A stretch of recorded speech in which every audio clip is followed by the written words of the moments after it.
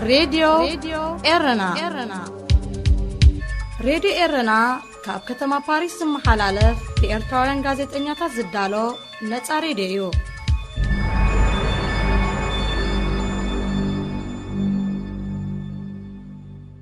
سلام زخبركم تخاتلتي من البات راديو إيرنا بفلاي ما مدباق زينا مسخم سنة حدلا ونغراب الشاي قبرها النسي دلومي عدو مالني عدو مي كاب إسرائيلي مزلو كنتات تأساسيرو زخيد حدش حبريتا كم يعملوا كنتات إيرتران أبقو نخنا كراني كبرم تولد مسائل لنسو أب هوتلاين سرح كمون أما حبر حدش تسفى لنوي حمتات كنت فوز أن حريقهم ويخم ويكتري وز أن يحكم إلى أمن بفلاي وزر لهم ما بقبض فرطو يخم إلى أمن حجي السو كابت مرت كابت ما وزلو هذا خبتهم زحاشو نتخونتات كجلس اللي زخري لز أمن المسبس لزخنا كجلس لنا عدي ميل له فقد أن يكون كسر مزخا مسكنا كبرم بعد بغتتها نبتي زلو خنتات كسجرينا أستاذ حمش معلت جيرو لوتي أب مونغ إيران إسرائيل زلو متقطع ويوجع ويكونات حجي نعاهم كم يسألوكم على بحبشو نتي نباراي نتي حجر بفلاي ما نعاهم مسدني أنا تنير ترى ينقا خبنا أبو كم يسألوكم على هم يكنبر لهم سكبز عايز أقرب من غيرني مجمرة بتاعمي نعخان وديرونا نزعدل زي زابكم بتاعمي مسجن بمقطع كم زبل كاي زخناتات كابز جمر حموشة مع التغيرو له أجامرو هاندر زخنة مدلوات كي تجبره زجمرة نجار مسموخانو تابعنا زي فترة ما زدلو صعبين توصيتو حدا قطواي مقدات له بعبي خاتي أكلاوي سنامراي مقداتون على مالتي كساب حجي تكونات كابز جمر جميرو برقت هيوت ماس هيوتهم زحلفوا حوات حات كوانت زي بلنا بزقات أماناي مسائل مهرمتي جزءهم زعنو قليل مقدات زقات حكمنا بتحهم كلطيفهم كاب حكمنا استملسوا سدرابيتات كاب جزءهم استفانا قلو اللونا مالتي أجي مات أبزوش تحموشة معلتين أنا بخمس خط سألونا يو كم بخمس سألينا لو اختبر قرب كبد مليو مخنياتهم تهاجر بهاجرة بمولو مبزحتي بسرعات دويلو له تمرتي بقى مشالو مستلك مستي كورونا زي ما ساسل نجاري جيتي إفكتناتو مات أب حتى رزق نجار عيكون عند حرسهم كل تسومن سبات عند حرس سرحت زي كيدهم تي قطواي تخ جمريو تسنا امراو تخ جمريو تسفا قبركا تي ناي ميسايل زفترو اكلاوي ماسيتي كم زلو خصلنا مالتي صبو ناب زرزر ناتينا بحث شنو كله تي تنكفتن فابريكا اللي لها تقطبا وسنا امراوي بحدا قام الكعون أبسب كوارد زغير حدا قام كسامون زبسحون كي كون تتسفلخا اسكا زرزر بلا لي قرب نابنت اتي حجي معلتا وخميت نقول لهم سخم أقد ما بيلنا غيرتا أقد ما بيلنا خنرخب تباهلنا هذا كاس لازم تسوي تي بتكلمين تخن بقول لنا ترمبات نفيحوني حدا قاس لذي ترحق نيركا خبتي خبابي وكابغزا وسيخا أندرت كيد نيركا قال زي أقد ما بالكامس كالوت ميدياس قبل كي قلمت يقون كم زوجنا فكان نجير كاني زي أنا بعلى حنت عباي مارس حنت عباي نجارع حتى سبحان دبت ويسرح نيرو ويبلع نيرو ويا أبشاور نيرو ويبقى نيرو من حدات ترمبات نفيحه نايم هدام قدنا سلزلو بزع بازن نجارني كم يتوعلو مع التاوي مشيت كخمي تحضروا تدمسي ناي ترمبا كسمع خلو انتهي تقبلو تي مسائل كسمع خلو ويت مسائل تقص كله نعاهم من دقهم من كميتي كنت تزفت لكم مجمرة نجار تي مثال كلمة متوقعوا جينا أختوكسو مدلوات كجبرو خلو تي الزيد يحرق جنبار الزيد جن ناي إسرائيل أقدموا يحبرنا يو فرق ساعات ربع ساعات فرق ساعات زغون شعو تدالو يخا مدلاو أبزيقات مولو سيرينا أبزيقات مولو نجار نحرالو خيلو خا بقى كمزي أقدمه مسخا مدبني يرنو مو كوف قبل እንዳ ተዳለው خلخو ጉዳይ ምስ መጸት ሐዲምካ ናብ መቆቦታት አቱ ኮሚቲ ህይወትና መብዛሕቲ ግዜ ለይቲ ዳርጋት ኩነታት ካብ ጅምር ድቃስ የለን መብዛሕቲኡ ሰዓት 1 ሰዓት 2 ሰዓት 4 ሰዓት 5 ሰዱልካ كدقس ኣይትኽእልን ክትሰርሕ ኣይትኽእልን ኩነታት ብጣዕሚ ቀሊል ነገር ኣይኮነን ግን ምስቲ ክብደት ናይቲ ኩናት ምስቲ ማለት ኢራንን እስራኤልን ማለት ቀሊል ነገር ኣይኮነን ኢንሻአላህ ካልእ ባዕሎም ዞም ዓዲ ዋላ ዞም ተንተንቲ ናይ ኩናት ናይ ዝዓዲ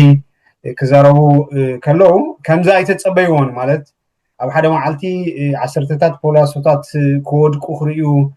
ኣማይት ሰባት ክሞቱ ክርዩ ገለ እዮም ተጸበዮም ነይሮም ሕጂ ምስኡ ኣብ ግምት ብምእታው ደሓን እዩ ኣብ ደሓን ዝኾነ ኩነታት ኢና ዘለና ብርግጽ ግን ቀሊል ኣይኮነን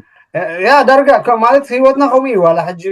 ከምኡ ያ ዋላ ኣብነት ሕጂ ኣብ ደገ ዘሎ ሰብ ማለት ኣብ ኤርትራ ዘሎ ስለ ስምዑ ዝመደብና ኣብ ደገ ዘሎ ሰብ ብኸመይኩም ትፈልጡ ንስኹም እቲ ሚሳይል ይመጽእ ከም ዘሎ ብኸመይ ዓይነት ሓበሬታ እዮም ዝሕብሩኹም ኣነ ፈልጦ ኦፍ ኮርስ ብምሉእ ሃገር እቲ ጥሩምባ ዝንፋሕ እሞ ክሰምዑ ክእል ኣብ እስራኤል ዘሎ ሙሉእ ክሰምዑ ክእል ግን ብኣንደበትካ ከመይ ጌርኩም ትንገሩ ከመይ ጌርኩም ሓበሬታ ትሰምዕዎ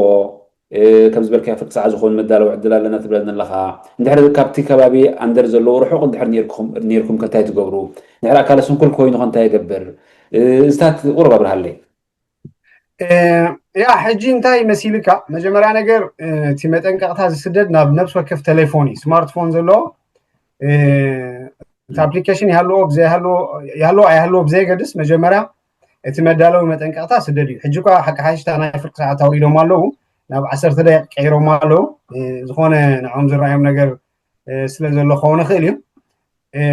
10 ደቂቕ ግን ኣለና ቅድሚ 10 ደቂቕ የጠንቅቑና ናብ ቴሌፎን ድምፂ ገብር ቴሌፎን ሩር ብል ድምፂ ምስ ገበረ ነብሲ ወከፍ ሰብ ናብ ሕጂ ንኣብነት ኣብ ርሑቕ ኣብ ጥቓ ውሑስ መዕቆቢ ቦታ እንድሕር ዘይፀኒሑ ሰብ ናብኡ ገፁ ክኸይድ ሓደ 10 ደቂቕ ኣለዎ ማለት እዩ ብድሕሪኡ ኣብ ውሽጢ እቲ ምውዳእ ናይተን 10 ደቂቕ ድማ ናይ ሓደ ደቂቕን ፈርቓን ዝኸውን ድምፂ ከምዚ ናይ ሲሬና ድምፂ ጥሩምባ ኣሎ ጥሩምባ ኣብ ሙሉእ ሃገር ሽዑ እሱም ዝተነፍሐ ግድን ኣብ መዕቆቢ ውሑስ ቦታ ክትኣቱለካ ብድሕሪኡ ብዙሕ ግዜ የብልካን ሕጂ መብዛሕቲና ማስ መብዛሕቲኡ ሰብ ዋላ ሓቂ ሓሽቲ ሕብረተሰብና ኣብቲ መጀመርያ ሸለልትነት ነይርዎ እዩ ካብ ቀዳም ናብዚ ጀሚርካ ግን ብፍላይ ኣብ ስደተኛታት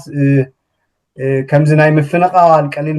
ማህሰይቲ ናይ ምግጣም ምስ ኣጋጠመ ሕብረተሰብና ኣብ ደሓን ኩነታት ኣሎ ማለት እዩ ነቲ መምርሒ ናይቲ ደጀን እዚ ደጀን ናይ እስራኤል ብግቡእ ይከታተሎ ሰምዖ ስለ ዘሎ ኢና ከዓ ሕማቕ ንርኢ ሕማቕ ዘይንሰምዕ ዘለና ማለት እዩ ሕጂ ኣብዚ ግን እንታይ ኣሎ መሲልካ ማለት ካባና ንላዕሊ ኣብ ደገ ካብ ኤርትራ ጀሚርካ ኣብ ካልእ ከባቢታት ዘሎ ሕብረተሰብና ብጣዕሚ ተሻቂሉ ተጨኒቑ ኣሎ ማለት ከምዚ ገሊኦም ክልውልልካ ከለዉ ናይ ብሓቂ ከምዚ በቃ ደምሲሶሙና ዝሓደሩ ገለ ኮይኑ ይስምዖም ሕጂ ምስቲ ናይ ኤኣይ ቪድዮ ከም ደስ በለካ ሰሪሕካ ተኣሽሙ ምግባር እቲ ፕሮፓጋንዳ ናይ ኩናት ብጣዕሚ ከቢድ እዩ ብደገ ዘሎ ሰብ ዝዓዲ ዘሎ ሰብ ጠቕላላ ንነብር ዘለና ኮይኑ እውን ኣይስምዖን እዩ ሕጂ ነዚ ኣጋጣሚ ተጠቂመ እንታይ ክብል ደላነ ብርግፅ ኩናት ማለት ቀልል ማለት ኣይኮነን ንሕና ካብ ዝዓዲ ወፃኢ ዘሎ ጸሎቱ ክጽልየልና ንደሊ ውሕስነትና ከም ዘለና ይክንቅጽል ግን ማዕረቲ ኣባይታ ዘሎ ኣይኮነን እቲ ዝውረ ዘሎ ወረ ብደገ ወረ ካብ ምስማዕ ኣብ እስራኤል ዘለው መቅረብኩም ቤተሰብኩም ብቐጥታ ረኺብኩም ክትውከሱ ይሓይሽ ነዚኦም ኣብ እስራኤል ዘለው ኣሕዋት ድማ ብፍላይ ኣብ ኤርትራ ንዘለው ወለዲ መቅረብ ደው ኢልካ ኩነታት ኣብ ዝተወሰነ መዓልታት ኣብዴት ምግባር ኣገዳሲ ይብል ማለት እዩ ካብ ውልቃዊ ተመኩሮይ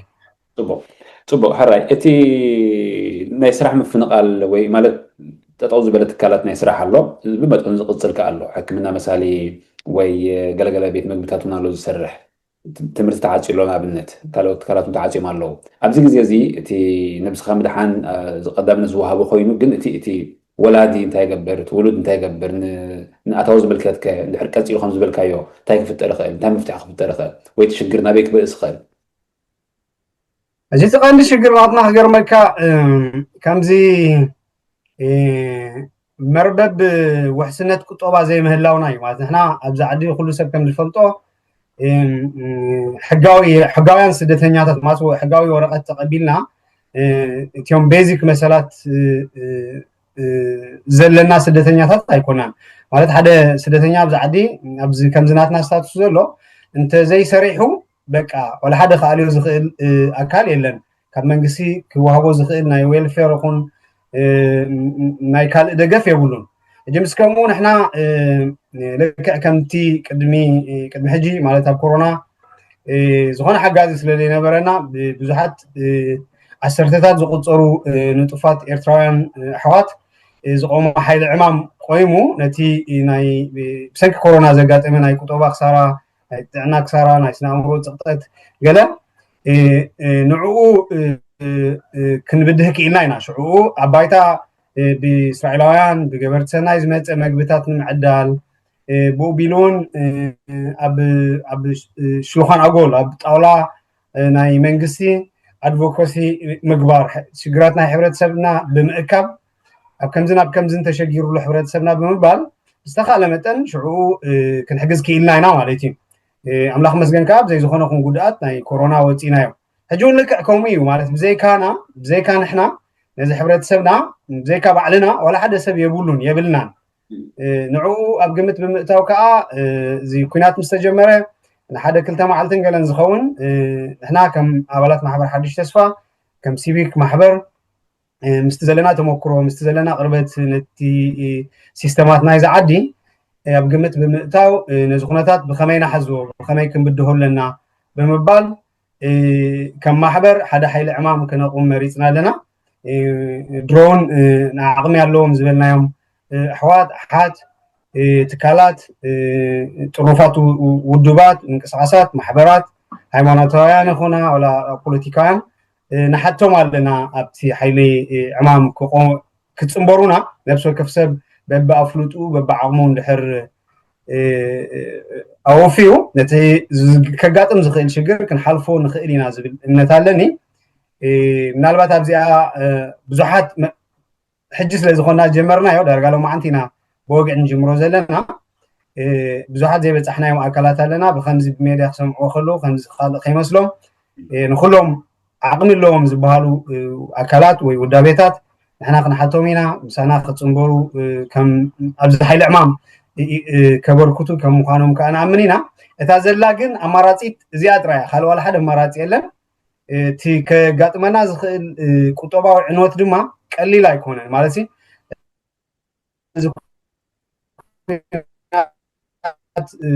ወላ ሓደ ንፈልጦ ነገር የለን ስጋብ ዕለት 30 ወርሒ 6 እቲ ካቢነ ሚኒስትራት ናይ ፀጥታ ናይ እስራኤል ክሳብ ዕለት 30 ወርሒ 6 ህፁፅ እዋን ኣውጅሎ ብድሕሪ ቅፅሎ ዲ ኣይቅፅሎን ዝፍለጥ ናይ ነገር የለን ኣብ ህፁፅ እዋን ብዘይካቶም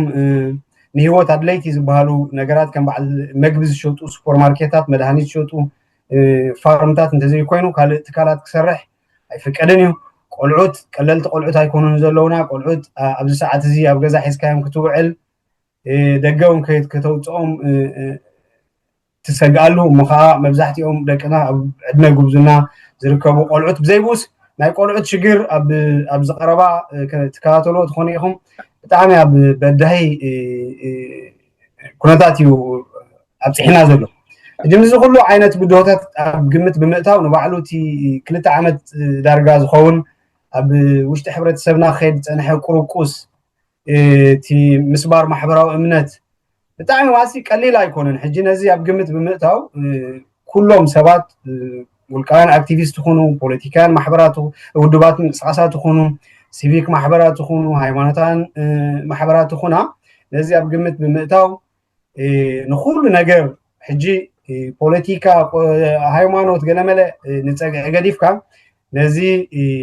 ዓብይ ሽግር እዚ ከመይ ጌርና ከም ሕብረተሰብ ልክዕ ከም ቅድሚ ሕጂ ዝሓለፍናዮ ሽግር ሕጂ ከዓ ከመይ ክንሓልፎ ከም ዘለና ሓሲቦም ኣብዚ ጀሚርናዮ ዘለና መደብ ከኣትውሎም ማለት እዩ ሕጂ እቲ ናትኩም ጠመተ ንክንደይ ዝሸፈነ እዩ ብምሉእ እቲ ዝፅግእ ማለት ንምሉእ እቲ ካብ ስራሕ ጠው ዝብል ዲኹም ክትሽፍኑ ትሓስቡ ዘለኹም ንዑ ዝኾነ ዓቕሚ ይርከብ ድዩ ካብ መይንኹም ከዓ ሓገዝ ትሓቱ ትሓስቡ ዘለኹም ድሕር ዳ እቲ ሓይሊ ዕማም ስርሑ ጀሚሩ ማለት እየ ወይ ከዓ እቲ ግዜ እውን ድሕርና ነውሓ ከይዱ ብተወሳኺ كم يفتح أبنت إذا حجي بمثال جزء ويا كاب جزء زوردو ويبستوى أكل موضات زوردو وي نبرة قنوات زوردو كتلا لي وتسجم يقولون جن بخطة ما ملك عند هرداني نوع زبالة يسرح بخنات وين عنا يسرح سئنت أقواني فوق وين هرنويحو كله عند حكم وخوينو كمير مثلا اللي هو تقولون السخب تعين ميلاد تقوم تقولوا مالت حدث رخيب وحدث كيس إن تعين ميلاد تقوم تقولوا هجي مجمرة بتا قدامتي حتوخا كجمر نفس وكف شجر جرمكا ولا دحرزي أكتوبر 7 ماسي سوات لعلي عشرتات سدرابيتات لعلي 30 زخونو فاميلي كابزي دوب إسرائيل زوجو ما ينبرن نبتشعو حماس اندار كبز زرخو سب زقتلو زنبره غزيه واس سبات اللويا مابزني بعلوم كمسكرو خوليو نحنا كم محبر حدش تسفا بولقنا مس سبات مسحتتنا بتزنبرنا ركب مس استفاله سيستمات نايز عدي سدرابيتات كنوص خيلنا اجاب زونه سب كنصرولو زلو ولا ماس بناتي رادا حد لوجيكي لزامن اب كمز عينت كرايس بزعبا بوليتيكا ولا بزعبا هيمانوت بزعبا قلمله خن حتى تاي نخيلنينا كومو تثبيت كله يبلون تسب نالبات سب ناتو مرچا خونا انا يدليومني حتى ما يدلني قربو ما يدلني دحر بلالو خينو غاغلو طراينا خنبل نخيل سلازي تي نحنا نقربو مفتحي حدا نخلو سدتنيا انت خيلنا كابو نتحت دما نتناتنا حبرتسب نتي ارترا حبرتسب كنحجزو ايت علامانا مالتي بخمي خمينا خنفلطو نزبلكا نابنت اجام حجي بسنكي ناي مودا ميسايل زغاطمه ነገራት ካብ ገዝኦም ክፈናቀሉ ዝኻሉ ወገናት ንሕና በትሕናዮ ኣለና ንሕና ክንሕግዞም ክንፍትን ኢና ማለት ዝጎደሎም ነገር እንድሕራሎ እጅ ኩሎም ኣይኮኑ ንኣብነት ኣብ በዓል ባትያ ኣብ እንተዘይ ተጋጊኻ ኣብ በዓል ፔቴክቲክቫ እቶም ሰባት ኣብ ባርዲስካስ ራማት ጋንግ እጅ ኩለን ከተማታት ሓደ ዓይነት ሰርቪስ ይህባ ማለት ኣይኮና ማለት እዚ ናይ ምሕዳር ከተማ ሰርቪስ ስለዝኾነ قاليوم لك كم زيغاتات بحنساب ناب هوتيل وصدوم يوم قاليوم كم زي ولاتي ناتنا حبرت سبون سانا فلوتو كم زي ملكتو غزو غدي فوتي وناب كال خيل جي حدا بزبصحنا طرعنات بزبصحنا حتوتات سب زغونه ماس دا فيزا كفديو كم زي سرحالو ديلو كم زي حتنا كم زي غاطي منمو انت خبرالني يلو مس حتتنا اينا نحنا نتشجر نبصحو زخونه عقمي يبلنا بايتا وريدنا دامن غزا دامن سدرابيت يمطميم زلو دامن غزا يتحريم زلو غلينا كنبصح عقمي يبلنا ግን ብዝተኻለ መጠን ንዑ ንምብጻሕና ኻነት ሓይሊ ዕማም ክቆም ንደልዮ ዘለና ምክንያቱ እቲ ሓይሊ ዕማም ድሕር ቆይሙ ኣብ ነፍስ ወከፍ ከተማታት ወከልቲ ክህልውና እዮም ኣብ ነፍስ ወከፍ ገዛውቲ ወከልቲ ክህልውና እዮም ብኡ ቢልና ነቲ ዝተጎደአ ሕብረተሰብ ነቲ ዝተጎደአ ዝተሸገረ ቤተሰብ ክንበጽሖ ኢና ዋና ነገር እንታይ ይጠቅሞ መሲልካቲ ሓይሊ ዕማም ግን ሓደ ወላቲ ንባዕሉ ሓበሬታ ቀሊል ነገር ኣይኮነን እሙን ሓበሬታ ኣብ ከምዚ ዓይነት ኩነታት እሙን ሓበሬታ ይድሌካ እሙን ሓበሬታ ከዓ ብዙሓት ናይ ኤርትራውያን ትካላት እንድሕራለዋ ኮይና ኣብዚ ምውድዳር ዋላተ ዘይኮነ ነናተን ብዘዝመስለን ርዲኢታት ከውፅኦ ከለዋ ነቲ ሓበሬታ ነቲ ሕብረተሰብ ኮንፊዝ ገብሮ ክእል እዩ ከምቲ ኣብ ኮሮና ዝነበረ እንድሕር ኣብ ሓደ ፅላል ኣብ ሓደ ሓይሊ ዕማም ኮይና ነቲ ኣብ ክፍሊ ሓበሬታ ዝሰርሕ ካብ ኩሎም ዝተወከሉ ብዙሓት ብዓቕሞም ማለት እዩ ዓቕሚ ዘለዎም ሰባት ናይ ዛዕዲ ቋንቋ ዝኽእሉ ክትርጉሙ ዝኽእሉ ፅሑፋት ቪድዮ ክሰርሑ ዝኽእሉ ፕላትፎርም ኣድቨርታይዝ ክትገብረሉ ዝኽእል ዘለዎም ሰባት እንድሕር ኣብ ሓንቲ እንድሕር ኣለና ነቲ ዝወፅእ ሓበሬታ ተፀሚቑ ብኸመይ ንህዝብና ክርድኦ ክእል ተገምጊሙ ብቕልጡፍ ክወፅእ ክእል እዩ ሕጂ እቲ ሕብረተሰብ ኩሉ ግዜ ሓደ ቻነል እንድሕር ኣለዎ ኮይኑ ሓደ ቱቦ እንድሕር ናይ ሓበሬታ እንድሕር ኣለዎ ኮይኑ ሓደ ነገር ሰሪሕና ኣለና ማለት እዩ ኣብ ምርግጋእ ሓጊዝና ኣለና ብድሕሪ ሓበሬታ ከዓ ከም ዝብለካ ዘለኹ ከጋጥሙ ዝኽእሉ ሽግራት ኩሎም ሕክምና ዘይተቐበለ እንድሕር ኣሎ ኮይኑ ገዝኡ ፈሪሱ ናብ ሆቴል መዕረፊ ዘይተወሰደ ሰብ እንድሕር ኣሎ ኮይኑ ነዚ ብምብፃሕ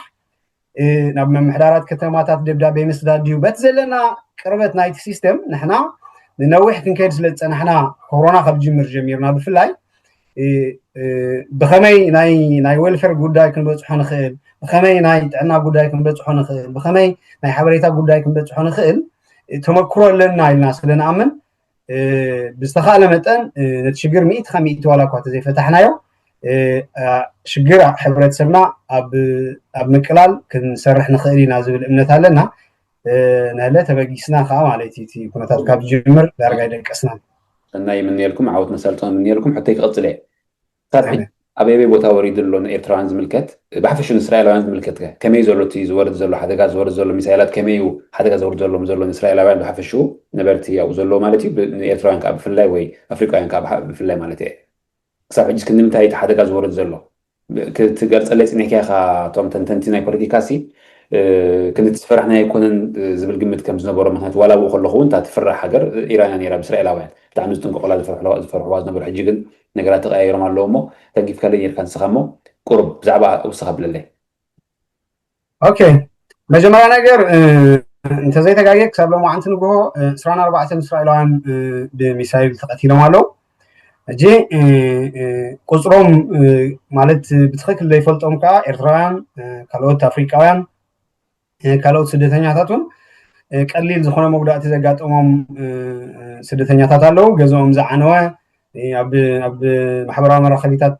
ሓደ ክልተ ቪድዮታት ናይ ኤርትራውያን ከም ዝረኣናዮን ስድራቤት ገዞም ዓንዩ ንሶም ክድሕንሉ ዝኽኣሉ ምክንያት ድማ እንታይ እዩ እቲ መጠንቀቕታ ምስ ተዋሃቡ እቶም ቤተሰብ ኣብቲ ውሑስ መዕቆቢ ቦታ ስለ ዝፀንሑ ህይወቶም ክድሕኑ ክኢሎም ማለት እዩ እጂ ንምንታይ እዩ ከምቲ እስራኤላውያን ዝተጸበይዎ ሓደጋ ክወርድ ዘይከኣለን ዝብል ሓደ ክልተ ምክንያት እዩ ተቀዳማይ ምክንያት እቲኦም ሚሳይላት ቅድሚ ምውፅኦም እቲ ሓይሊ ኣየር ናይ እስራኤል ሙሳድ ገለ ትካላት ናይ ፀጥታ ናይ እስራኤል ገና ነተን ናይ ሚሳይል መተኮሲ መካይን ያዕንወን ከም ዘለዎም ዝነግሩ ሕጂ ብዛዕባ እዚ ናተይ ሞያ ስለዘይኮነት እንታነ ናይ ፀጥታ ንጎኒ ክንገድፎ ሓቂ ድያ ሓሶት ኣብቲ ውፅኢት እንድሕር ኢና ግን ልክዕ እቲ ብኢራን ተሓሲቡ ዝነበረ ኣብ መዓልቲ 1000 ዝኾኑ ሚሳይል ክትኮስ ዳርጋ ኣምሻለካ ብጣዕሚ ዘፍርሕ ነገር እዩ ነይሩ ድሮናት ብዙሓት ክስደዳ ገለ እቲ መደብ ነይሩ እንተሪእናዮ ግን ክሳብ ሕጂ 400 ዘይበፅሑ ሚሳይላት ተሰይዶም ኣለዉ ካብ ዓርቢ ክሳብ ሕጂ እቶም 100 ኣብቲ መጀመርያ መዓልቲ ኮይኖም ብድሕሪኡ 50 10 13 እናበሉ ሰዱለው ድሮናት ከይተረፋውን ብዘይካ ሓንቲ መዓልቲ ኣብቲ መጀመርያ መዓልቲ 100 ድሮናት ብሓንሳብ ሰዲዶም ነይሮም ብድሕሪ ግን የለን እጂ ንምንታይ እዩ ተቀዳማይ ምክንያት እዚ እዩ ዝብል እምነት ኣለኒ ተኸላይ ምክንያት ድማ እዞም ዓዲ ኣብ ሓበሬታ እዚ ድሕረ ግንባር ቀሊል ዘይኮነ ስራሕ እዩ ዝሰርሕ ማሲ ንባዕሎም እትዮም ዝወደቁ ሚሳይላት ዝሃረምዎም ፖላሶታት ክትሪኦም ከለካ ወላ ሓደ እቲ ፖላሶ ጥራይ ዘይኮነስ ገዛውቲ ከባቢ 200 300 ሜትሮ ዝኾኑ ገዛውቲ መንበሪ ክኸውን ኣይክእልኒ ሰባት ኣብኡ ተፀኒሖምሲ ክሞቱ ምኽኣሉ ማለት እዩ ሕጂ ነብሲ ወከፍ ገዛ ክንደይ ሰብ ነብርዋ ኣብ ግምት ኣእቲኻ ድሕር ኣብ ገዛ ዝፀንሑ ተዝነብሩ ነይሮም ኣማኢት እስራኤላውያን ዓሰርተታት ስደተኛታት እውን ሂወቶም ክስእኑ ምኽኣሉ ማለት እዩ እቲ ውሑስ ነገር ንሂወትና ውሑስ ክገብሮ ዝኽኣለ ነገር ኣብዚ ሕማቕ ኩነታት እዚ ሓደ እቲ መምርሒ ናይቲ ፒኩድ ኣወሬፍ ወይ ድማ ናይቲ እዚ ድሕረ ግንባር ደጀን እስራኤል ብግቡእ ምስማዕ በቃ ዘይምንዓቕ ሸለል ዘይምባል ካልኣይካ ከም ዝበልኩኻ እቲ ሓይሊ ናይቲ ሓይሊ ኣየር ናይ እስራኤላውያን እዩ ዝብል ግምት ኣለኒ ፅቡቅ ሕጂ ብዘለካ ማለት ተንተንቲ ወሃብ ትርኢቶ ኣብኡ ዘለዉ ክተርምዑም ከለካ ክነውሕ ይኽእል ዶ ዋላስ ክሓፅር ይኽእል ከመዮም ዝግምትዎ ዘለዉ ከመዮም ገምጋም ዝገብሩ ዘለዉ ክነውሕ እንድሕር ኮይኑ ኸ ክሳብ 30 ናይ ወርሒ 6 እንድሕር ዳኣ እቲ እዋን ተኣውጀ ሃልዩ ክነውሕ እንድሕር ኮይኑ ኸ እቲ ዝህቦ ዘሎ ምኽሪ ዝህቦ ዘሎ ማዕዳ ከመይ እዩ እቲ ኤርትራዊ ኸ ነቲ ዝውሃብ ዘሎ ማዕዳን ምኽርን ከመይ ይሰምዖ ኣሎ ከመይ ይርድኦ ኣሎ ከመይ ይከታተሎም ኣሎ መጀመርያ ነገር ከምዚ ኣነ ካብዚኦም ተንተንቲ እስራኤላውያን ዝሪኦ ዘለኹ ወላ ባዕሎም እትዮም ናይ ሰበስልጣን ናይ ሚኒስትሪ ምክልኻል ናይ ፀጥታ ኣካላት እስራኤላውያን ብጣዕሚ እዮም ሳፕራይዝድ ኮይኖም በቲ ሶም بت حيل زوم حيلتات ناتهم استعوتلو مالسي تثبيت ناتهم زحج بصيحهم زلو جينا سومونات كوسدلوم مدب نيرهم كمتي ابتن ثاني افتريهم كلها جبنا البات بفلاي كا امريكان اندحر اتمت كعتي تحاويسهم نويح كوسد خيل يزبل قمت يبلين تي نويح كوسد خيل يا كيدن زبل استراتيجيكا حتى اندحر كوينو ابتي كور نايتي ناي اتوميك بومب مفرينا ايرانوان زمركس سن دحر تهاريمو سن دحر كاب صراحه وصا اندحر كوينو تنجر بسلاماوي مجدي بسمع مستي ايران زلو سرعات ناي منغسينا ايران كودو وخول يوم زبل امنت علني مخنياتو اموداتا زوم عديت ناتهم ربح امبر ناي ايراناويان ربحا يكونن زغدسهم منالبات دحري تتصمبيرو ابتي مفنجار نتي ناي اتوميك بومب كورغن زوم عدي كم بلان بي كحزو زخولو زبل قمت زلاني نتي سرعاتنا ايران لك كم زناي سوريا كاب سلطانو بايراناويان كوجد مغبار يعني زغا علي عوتي نعوم زق زي خوسد خيلين كما مراتي كاب كلتسومن لعلي ورحيق تورحون كوسد خيلين افران بخميم زكاتلو نزي حبريتا زبل اي كم زمسلني بزح حساب شانلاتنا اذا عد كاتل يزبل قمت يبلين مخنياتو تري خبتي تزواب فيدباك زواب كومنتس اب محبراو مراخبيتات تي توانا نجر تي حبريتا تيوم كتاوين حبريتاتات حجي نلومي نصباح نزمزلو سومون كساب على 30 ورش دشه انتاي كبزدلي انتاي كغبر كمزلو اندحرات نيعون وخلي يزبل امنت علني مخناتو ابتي بوليتيكال ديتيلز اتيخا وي دما ابتي استراتيجيكاوي نايصتا قروقو ساتيخا بزح غزي سلازتفاخا بزح سلازفلتكايو كاب وحسنت ابو وحسنت ناي هيوتكا كتصلو زخل نجر الله إله أيامني أنت تخيل أنت فلت كاي تصبغ هنا أفلوتو أنت ليه تخيلوا جن شجرت بحالي يقولون وأنا نجار تي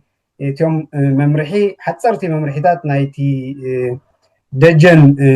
مالت إزيد حرق جنبار نعم كم زلهم موسادن لأن حنا دما كم حبرة سب إذا حجز لنا يخنوتات لبي عبيخة أمره أسفيخة لأن الحلقات حاجزكا تحالفوت زلكا كونتات مخانوك نأمن علينا مخناتو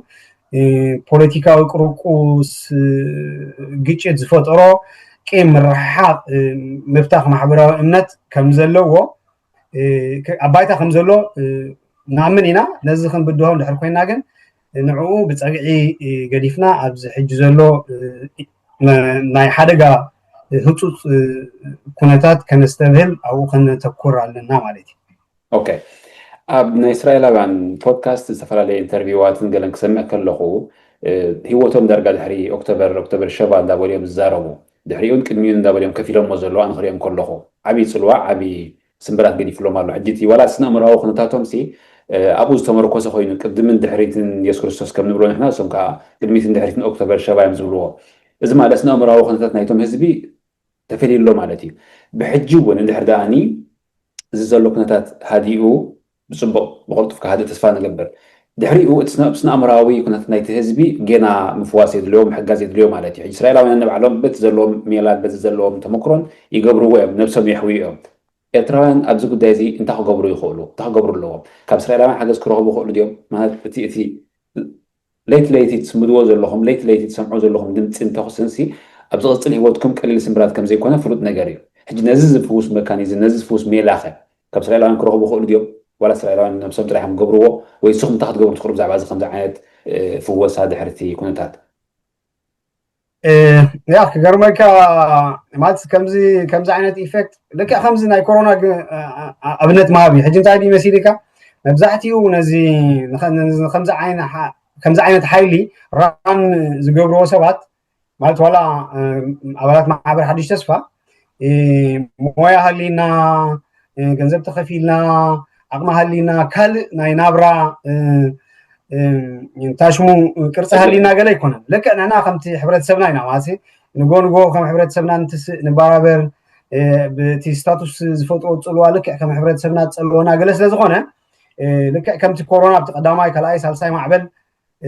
سب كنطف صنيح هو بسالساي معبل قرب كراغا مزجمره بزعبا ناي ولقو هيوت كيغبر نخلو قديفو زخده اجون كم خاغاطم كم زخيل رغوطي مالك انتي نمباله نحنا نت حبرت سب زحزنالو ነገር የለን እዚ ኩነታት እዚ ካብ ዝህጡት ጉዳይ ካብ ዝህጡት ኩነታት እዚ ከመይ ጌርና ኣብ ዘይዝኾነ ኹን ጉድኣት ከነሰጋግሮ ንኽእል ምስ ከማና ዝኣመሰሉ ሕዋት ሓቢርና ክንሰርሕ ንኽእል ጥራይና ከም ሓፂር ዕላማ ንሕዞ ዘለና እምበር ሎንግ ተርም ዝኸደ መፍትሒ ዘዳለናዮ ነገር የለን ክነዳሉ ማለት ፕሮሚስ ክናቱ ንኽእል كانت بوينت بنتايا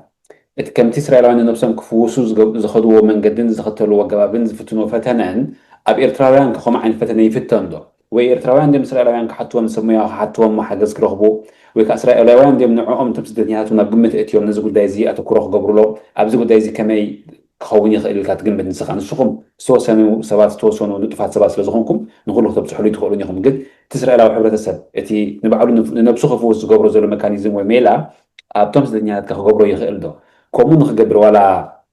تقصقصو دون سخم تقصقصو تخول دون سخم كتزاربو تخول دون سخم ولا حتى خقبرو لو خمزلو خزاربو تخول دون سخم زعبا زي فلك دري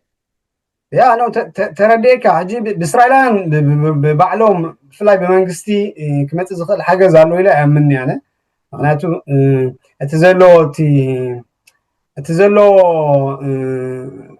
تكالات نابنت ابي خيلو بالو بمينستر طعنا زمول ناي سنامرو كنكن زهب تكال جسو نخلو نتي ناي حبرت سبنا ببوست روما زساقي بايزوي ناي حجي ترا يكون انت حبرت سبنا تي شجرات صليو ناي سنامرو تصقط يغبرلو زخيل كاب سيناي جميركا كاب مقدي جميركا قاليا خابو تدرنا خاب إرترا جميركا بدحريو كورونا بل كاوشتي كورونا لان حدنا باسبل زكوينات اكتوبر شوعته بل كله زيوم تدماميرو ما بتحبرتسب بطعمي سنامراو تصقط يغبريهم ناتهم صلوا خالهم ገለገለ ጉላሓት ባህርያት ናይ ተሕብረተሰብ ብፍላይ ናይቲ መንእሰይናውን ማለት ሳክት ዝመፁ ይኮኑን ሓንሳብ ገለ ደፋኢ ነገር ኣለዎም እቲ ደፋኢ ነገር ከዓ እዚኦም ክንጠቕሶም ፀናሕና ነገራት ኢና እጂ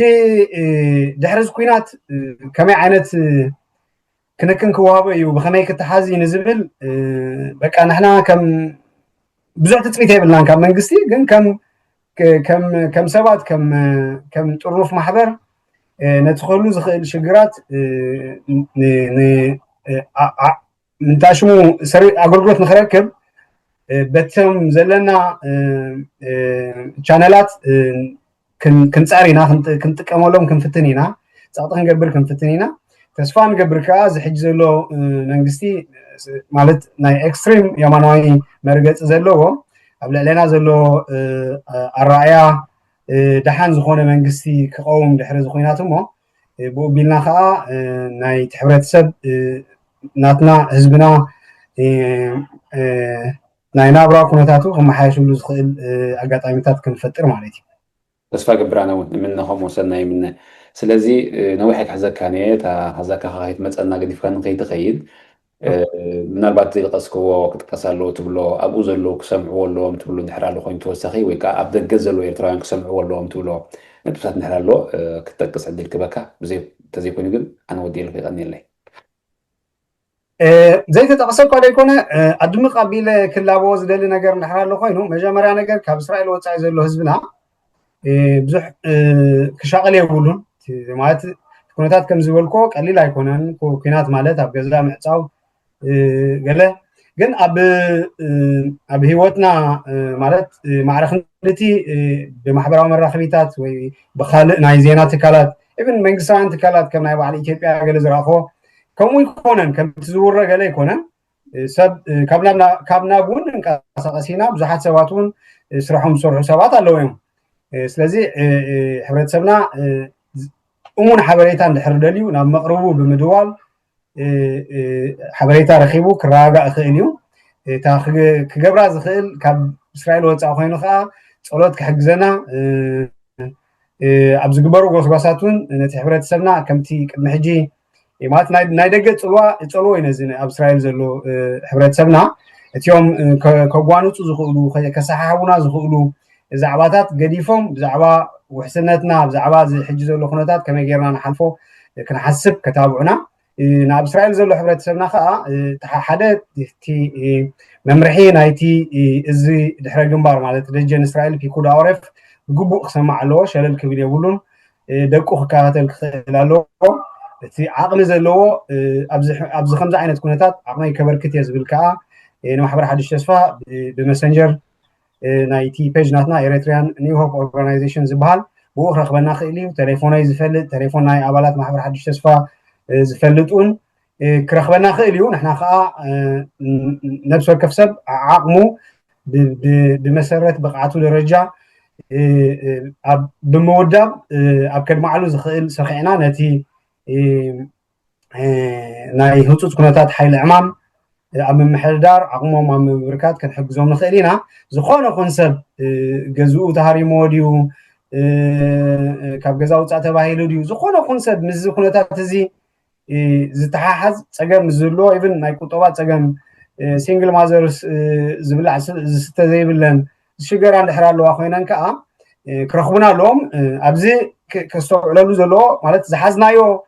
ባንክ ዝሓዝናዮ መኽዘን ናይ ስቤዛ የለን ግን ድሕሪ ትሽግር ፈሊጥካዮ እስራኤላውያን ጥዑማት እዮም እቲ ህዝብስ ብጣዕሚ ጥዑም ህዝቢ እዩ ኣብ ከምዚ